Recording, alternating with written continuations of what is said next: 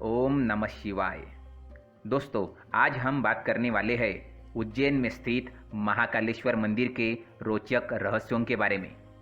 भगवान शिव को समर्पित यह स्वयंभू ज्योतिर्लिंग मंदिर मध्य प्रदेश के उज्जैन शहर में बना है। इस मंदिर का कई पौराणिक ग्रंथों में काफ़ी सुंदर वर्णन मिलता है। देश दुनिया से यहाँ सभी महाकाल यानी भगवान शिव के दर्शन हेतु पूरे साल आते रहते हैं, मगर कुंभ के दौरान यहाँ लाखों की संख्या में श्रद्धालु पहुँचते हैं। आइए जानते हैं महाकालेश्वर मंदिर से जुड़े रहस्यों के बारे में। भगवान शिव के 12 ज्योतिर्लिंगों में से एक उज्जैन के महाकालेश्वर मंदिर में भक्तों को दक्षिण मुखी ज्योतिर्लिंग के दर्शन होते हैं। महाकालेश्वर मंदिर मुख्य रूप से 3 हिस्सों में विभाजित है।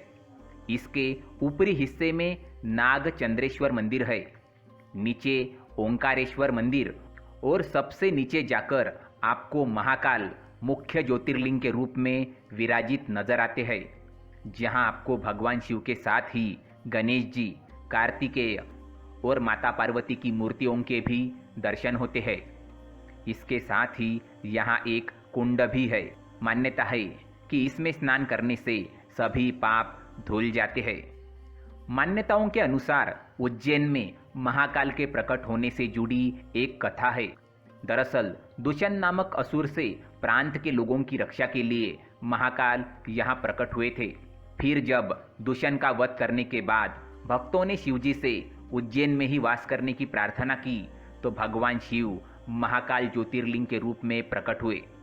उज्जैन का शास्त्रों में वर्णन भगवान श्री कृष्ण को लेकर भी मिलता है, क्योंकि उनकी शिक्षा यहीं हुई थी। उज्जैन को प्राचीन काल से ही एक धार्मिक नगरी की उपाधि प्राप्त है। आज भी यहाँ भारी संख्या में दर्शन के लिए भक्त आते हैं। दरअसल भगवान महाकाल की भस्म आरती के दुर्लभ पलों का साक्षी बनने का ऐसा सुनहरा अवसर और कहीं नहीं प्राप्त होता है। ऐसा माना जाता है कि जो इस आरती में शामिल हो जाए उसके सभी कष्ट दूर होते हैं। इसके बिना आपके दर्शन पूरे भी नहीं माने जाते हैं। इसके अलावा यहाँ नागचंद्रेश्वर मंदिर और महाकाल की शाही सवारी भी श्रद्धालुओं में जिज्ञासा का विषय बने हैं। हर सुबह महाकाल की भस्म आरती करके उनका श्रृंगार होता है और उन्हें ऐसे जगाया जाता है।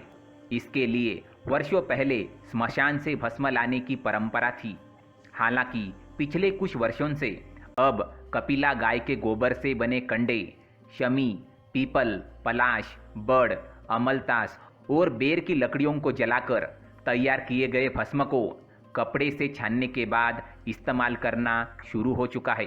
केवल उज्जैन में आपको यह आरती देखने का सुनहरा अवसर प्राप्त होता है। दरअसल भस्म को सृष्टि का सार माना जाता है, इसलिए प्रभु हमेशा इसे धारण किए रहते हैं। यहाँ के नियमानुसार महिलाओं को आरती के समय घूंघट करना पड़ता है। दरअसल महिलाएं इस आरती को नहीं देख सकती है। इसके साथ ही आरती के समय पुजारी भी मात्र एक धोती में आरती करते हैं। अन्य किसी भी प्रकार के वस्त्र को धारण करने की मनाही रहती है।